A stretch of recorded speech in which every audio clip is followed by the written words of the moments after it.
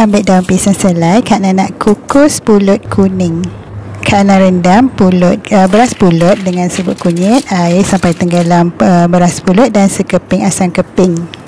Basuh, bilas dan kukus selama 20 minit. Sementara tu siapkan arung santannya. Kak Nak masukkan 1 pak santan pekat dan juga air, sedia secubit garam dan 1 sudu minyak masak untuk kilatkan pulut. Lepas kukus 20 minit, angkat. Kemudian Kak Nak arungkan dengan bahan santan tu.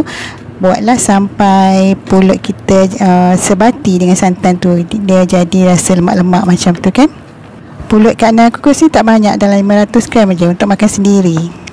Tuang santan yang kita bancuh tadi dan juga arungkan dengan garfu macam ni, dan lepas tu bagi dia sebatilah semua bahagian pulut tu terkena dengan santan.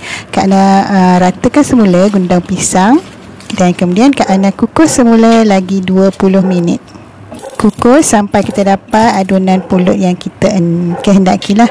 Kalau tak cukup, macam masih mentah lagi, kemudian arung dan kukus semula sekali lagi. Ulang proses yang sama sampai dapat tekstur pulut yang lembut.